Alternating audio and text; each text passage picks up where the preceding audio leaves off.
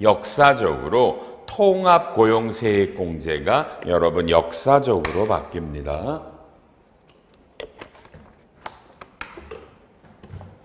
자, 통합고용세액공제. 처음에 2018년부터는 그죠? 뭐 고용증대세액공제로 가다가 2023년에 통합고용이죠. 그래서 원래는 좀 작년 뭐 올해부터 대거 바뀔래다가 안 바뀌었다가 요게 2026년부터 내년부터 대거 바뀌어요. 대거 바뀌어요. 자, 보세요.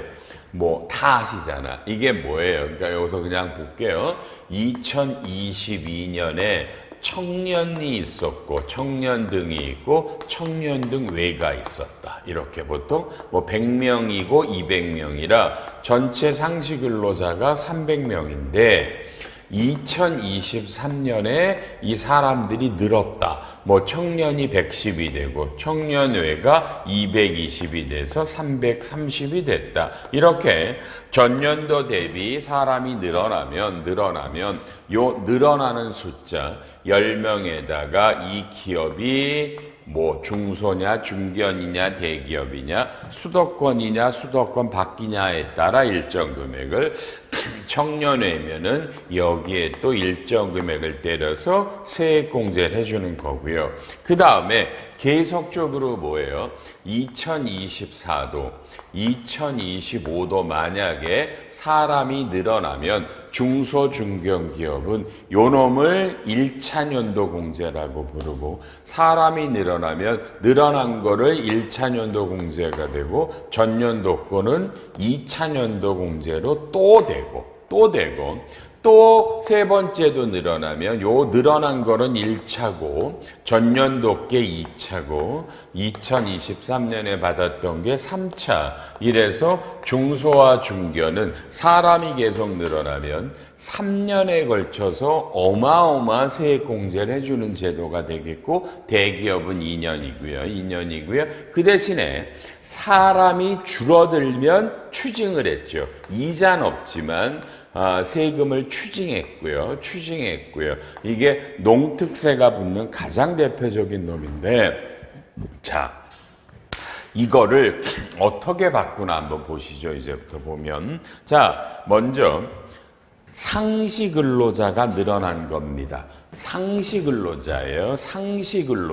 상시근로자들이 늘어나는 걸 말하는데, 이제까지는, 그러니까 올해 2025년까지는 입사할 때 근로계약을 여러분 체결할 때 이게 사람이 근로계약이 1년 이상이다 이런 거예요. 근데 이거를 이제부터는 실제 근로기간이 1년 이상이니까 입사해서 1년이 될 때까지는 안 된다는 얘기가 되겠죠. 실제로 근무한 게 1년이 넘어가냐? 그럼 그때부터 이걸 상시근로자에 넣는다라는 거죠. 그러면 이 상시근로자를 계산하는 공식이 바뀌겠죠.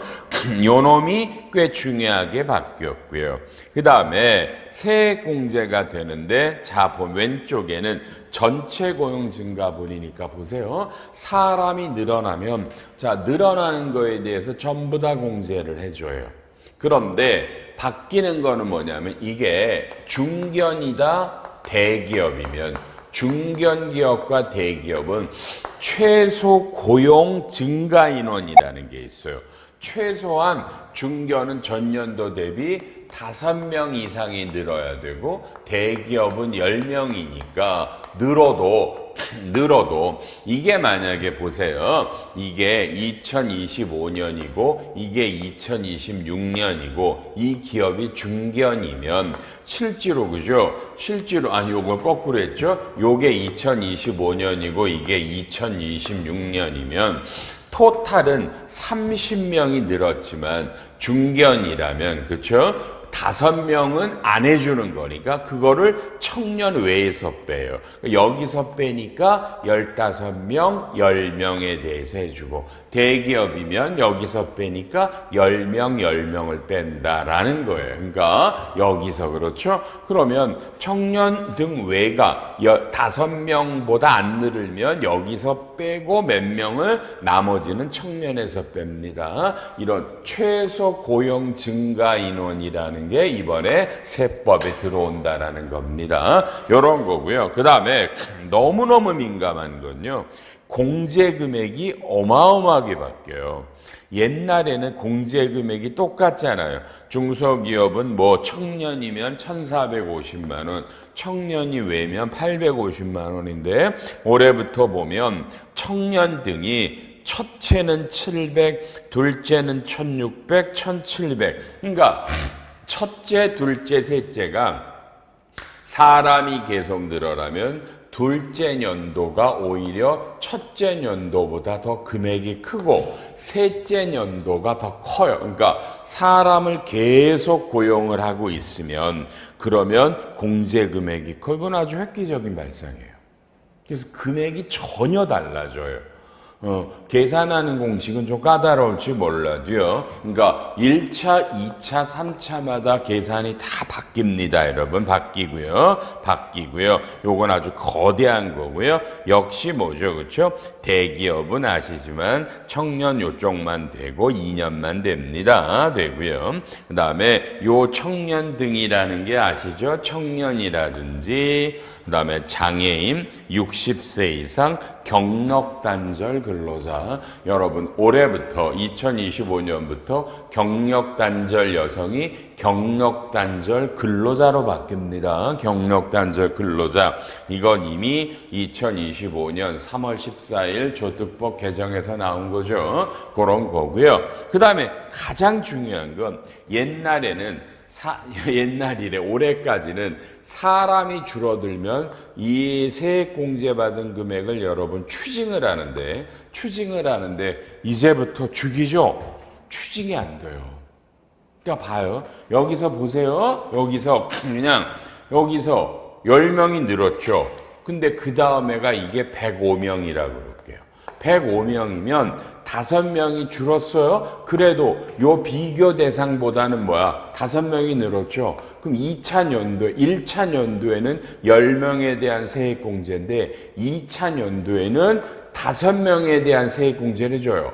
그러니까 원래 올해까지는 사람이 줄면 뭐예요? 아예, 그죠? 요 놈은 요 1차 연도 공제가 아예 안 되는 거예요. 뭐 그런 건데, 여기서 요거 대비, 요건 1차 연도 물론 안 되지만, 여기에 대해서는요, 5명이 되고, 이 추징이라는 공식이 없어져요. 그러니까 이거는 기업들에게 어마어마한 거예요. 잘 들으세요. 왜 이렇게 바뀌었냐면 볼게요. 자, 그러니까 2025년까지 적용되는 요 통합고용세액공제 핵심은 말이죠. 이 사람이 늘었다. 그러면은 이게 2023이다, 2024다, 2025다. 그러면 기업들이 어떻게 했냐면 중소나 중견은 그렇죠? 2023에 2022 대비해서 늘었다. 그럼 얼마를 공제를 받고 또 늘면 또 공제를 받고 또 늘면 또 얼마를 공제를 받아. 그런데 이렇게 공제를 받다가 사람이 줄어들면 추징을 당하니까 기업들이 처음에 아예 1차 연도, 2차 연도 공제를 안 받아요. 그리고 3년째 되면 이제 사람이 줄어들었다 안 줄어들었다가 확정이 되죠. 그러면 사람이 줄어드는 건 빼고 안 줄어든 사람들에 대해서만 세액공제를 경정을 넣었어요. 경정 청구로. 그래서 지금 국세청의 입장이 뭐냐면 일선 세무서들이 이 기업들이 경정 청구를 하는 것 때문에 일을 못하겠대요. 너무나 많이 경정들이 들어와. 근데 이걸 법에다 하지 말랄 수가 없어요. 법에다가. 그러니까 기업들이 안 받아. 1차 연도, 2차 연도에. 3차년도에 가서 사람이 딱 픽스가 되면 그때 이걸 가지고 1차년도, 2차년도 걸 경정을 넣고 3차년도 건 그냥 3차년도 공제를 받으면 되니까. 이 문제는 심각한 거였어요. 그래서 이제부터 추징을 안 할 테니까 늘어나면 그때그때 바로바로 받아라. 추징 없다. 사람이 줄어들어도 그 줄어든 금액에 대해서만큼도 계속 유지가 되는 건 공제가 된다. 여러분 그렇게 이해를 해주시면 되겠네요. 어마어마한, 그러니까 밑에 감소시 공제액 상당액을 추징하는 게 없어졌고요. 감소한 연도부터 전액 공제 배제가 된다 뭐 그랬는데, 고용 증가분도 중 감소분의 항정에서 공제가 배제된다. 어마어마한 거고, 역시 3년에 뭐 이게 그러니까 원래 올해로 끝나는데 계속 연장되겠죠. 2028년까지는 이렇게 됩니다. 자, 그래서 좀 보세요. 저로서는 이렇게 이미 다 원고를 만들어 놨잖아. 이렇게 이 법이 저는 이 법이 통과될 거라고 보니까 자, 요렇게 여러분에게 만들어서, 그렇죠? 제가 지금부터 하나만 딱 보여드릴게요. 자, 어떻게 바뀌나 내년부터. 그러면 먼저 지금 궁금하신 거 회계사님 궁금한 거 알겠어요. 2025년은 현행 규정에 따라 공제를 받으시고요. 그래서 이게 1차 연도든 2차 연도든 간에 되면 2025년 것까지 받은 건 2026에도 요놈이 2차, 요놈이 3차로 되고 2027에도 현행 규정에 따라 요놈이, 그죠? 요놈이 3차 연도 공제를 받으시면 되고요. 2026년에 2025년 대비 늘어나는 요 1차 연도 공제분부터 새로운 세법이 걸리는 거예요. 그러니까 내년도에는 참 어렵죠. 내년도에는 2025년까지 이미 올해 2025년에 처음 받은 거, 2024년 거를 받은 거, 그다음에 이런 것들, 그렇죠? 요런 것들이 계속 지금 현행 규정대로 넘어가시고요. 새로 2025 대비 늘어난 1차 연도 공제분부터 이 세법이 걸립니다. 두 개가 다 같이 걸리는 겁니다. 내년에서 책을 쓸 때도 기존의 거랑 새로운 거를 두 개를 같이 쓸 수밖에 없어요. 제가 사례는 아주 많은데 그냥 시간상의 문제로 하나만 잡아드려요. 여러분요, 볼게요. 자, 2025년에 청년이 100명이고 청년 외가 200이에요. 전체는 300이에요. 상시근로자가. 그래서 2026년에 사람이 120이고 요게 230이다. 그럼 350이다. 그러면 처음에 늘었죠. 그럼 이게 1차 연도 공제예요. 청년은 20명이 늘었는데 이게 전부 다 중소기업이고 수도권에 있다라고 전제를 깔면 요게 얼마예요? 첫째는 700이고요. 청년 외가 늘어난 거는 여러분 이건 400이에요. 그리고 2027년에 사람이 계속 늘은 사례로 한 거예요. 첫 번째는요. 요게 250이다. 380이다.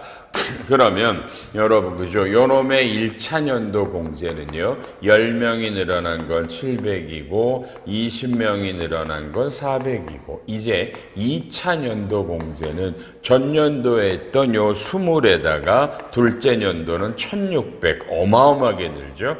청년 외도 900으로 늘어요. 그 다음에 2028년에 사람이 또 늘었다. 150이 늘고 260이다.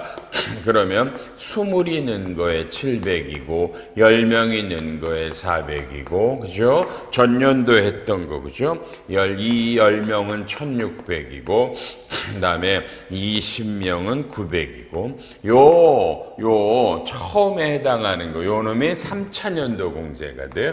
3차년도 공제는 청년이 늘어난 20명에다가는 1700이고 청년 외가 늘어난 거는 1000이에요.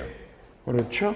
그러니 이게 지금 이 상태로 2028이 되면 공제 좀 보세요.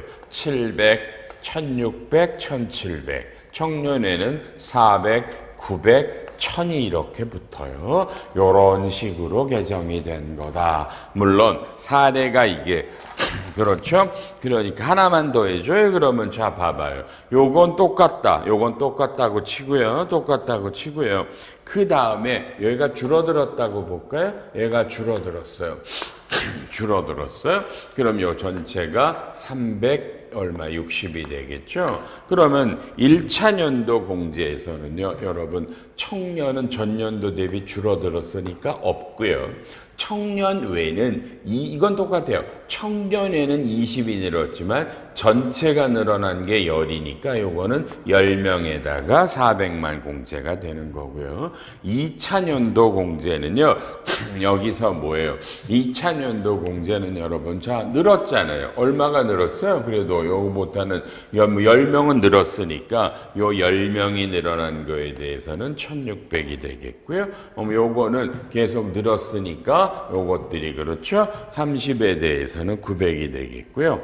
이 18년에 여기가 130이고 여기가 260이다. 그럼 전체가 390이 되죠. 그럼 1차 연도 공제는 20에 700이고 10에 400이면 요건 똑같네요. 2차 연도는 없었으니까 청년은 없고요. 요거는 10에다가 900이 되겠고요. 3차 연도 공제는 요게 10이니까 10에다가 하고요. 요렇게 된다. 요렇게 되는 거예요. 추징은 당연히 뭐가 없는 거고요.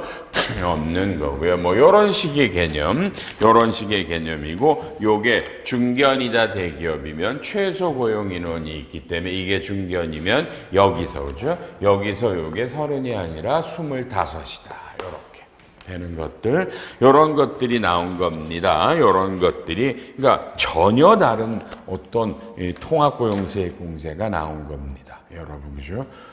아이고, 벌써부터 한숨이 나와. 기존의 현행 규정도 실어야 되고 개정된 규정도 실어야 되겠죠. 2026년에 2025, 2024년에 통합세액 공제 받은 건 현행 규정대로 그대로 2차년도, 3차년도 공제가 진행이 되고 추징도 적용이 되고요. 2026년에 2025년 대비 늘어난 사람들에 대해서는 새로 나온 이런 공식으로 적용이 됩니다. 이런 것들 11페이지에 가서 아까 말한 중소와 대기업은 최소 고용 증가 인원수가 중견은 5명, 대기업은 10명이라고 되어 있습니다. 10명이라고 되어 있고요. 그 다음에 12페이지 상시근로자에 포함되는 단시간이 뭐 월별인데 연간으로 따져서 해라라는 좀 짜증스럽고요. 이제 상시근로자의 계산수가 요게 헷갈려요. 요게 올해는 어떻게 됐어요? 1월 말에 상시근로자 수를 더해서 1월부터 12월을 더해가지고 10일로 나눴죠. 10일로 나눴는데 이 방법이 어떻게 바뀌냐면 사람별로 연간 근로기간을 감안한 상시근로자 수 방식으로 변경이 된대요. 다만 요거는 시행령인데 이 시행령은 아직까지는 원문이 안 나와요. 그래서 원문을 좀 봐야 될 것 같은데 제가 아직 원문을 못 보니까 법은 개정안에 대한 법은 나와 있거든요. 근데 시행령이 없어서 보시면 그러니까 요게 뭐 이렇게 바뀐대요. 요 사람이 그쵸? 지금은 처음부터 입사할 때부터 1년 이상이다 그러면은 무조건 그 사람은 월말에 사람이 들어오는데 지금부터는 이 사람이 올해 몇 달을 근무했다. 그래서 이걸 10일로 나누어서 뭐 이런 식으로 하라는 얘기입니다. 문제는 적용식인데 이형 시행일 이후 이 법이 이대로 바뀌면 이 시행령은 2026년 2월에 공포할 거예요. 그러면 2월 이후에 과표를 신고하는 분이니까 요 상시근로자 수를 개정하는 건 지금부터 말씀하시면 그죠? 이거는 2025년부터 상시근로자를 계산하는 공식은 이걸로 하라라고 나온다라는 얘기예요. 요건 염두에 두세요. 좀 봐야 되겠죠, 그죠? 좀 지나면 요 시행령의 원문들이 나올 거니까 요 상시근로자를 계산하는 방법이 지금 기재부 세제실의 입장에서는 바꾸겠다는 뜻이네요. 지켜보고 있죠? 아직 성급하실 필요는 없고요. 다만 요 시행령, 요 조특령 26의 8조에 대한 요 상시근로자 개정하는 요 방식은 좀 일찌감치 좀 뭐라 그럴까 나왔으면 좋겠네요. 우리가 준비를 해야 되잖아, 그렇죠? 요거 하나 염두에 두시고요. 그다음에 청년도요. 올해 34세니까 올해 딱 뭐 4월 달에 만으로 34세가 됐다 그러면 뭐 5월부터 안 넣었잖아요. 근데 이거를 근로계약을 체결할 때부터 체결할 때 딱 이게 만 34세다. 그러면 청년으로 간다. 그러니까 연도 중에 이게 굉장히 짜증나요. 그래서 맨날 헷갈리는 게 뭐냐면 봐요. 작년에는 33세라서 청년이었어. 근데 올해 연도 중에 34세가 됐어. 그러면 올해는 뭐 매월로 따지면 34세가 딱 되기 전월까지는 청년이고 34세가 된 월부터는 청년에서 뺐잖아요. 그럼 전년도는 그 대신에 전년도는 다 청년으로 보면 청년으로 본다 뭐 이런 거 헷갈리잖아. 그래서 이제부터는 그냥 근로계약을 체결할 때 34세면 이 통합고용할 때는 그냥 다 이 사람이 3년이면 3년까지는 다 청년으로 간다 뭐 이런 식으로 지금 가는 것처럼 나왔어요. 요것도 한번 봐야 되겠어요. 요 말의 의미가서 요즘 요 시행령의 요 26의 8조는 조금 미리 내줘야 될 것 같은 느낌이 있습니다. 지켜보시고요. 육아휴직 그죠? 애들 낳아서 다시 복직하시는 분들에 대해서는 요거는 적용하는 그죠? 요건 추가공제라고 부르는데 우리가 통합고용세액공제 1년을 더 연장했습니다. 하여튼 요거가 여러분이 관심이 제일 많으셨던 분야인데 지금 두 개, 요 시행령 때문에 좀 더 분명한 시행령 원문이 나와야 우리가 요 계산을 어떻게 하나 해서 지금 세제실도 그냥 간단하게만 띄웠죠. 어떻게 계산하라는 아니지 뭐 안 나왔어요. 이게 이 상세본 옆에 해설본이 있는데 해설본에도요. 요 사람 수 구하는 거는 지금 해설이 안 나와 있어요. 또 시행령이라 얼마든지 바뀔 수 있고요. 그러니까 하여튼 염두에 두고 계속 팔로우 해주시고요.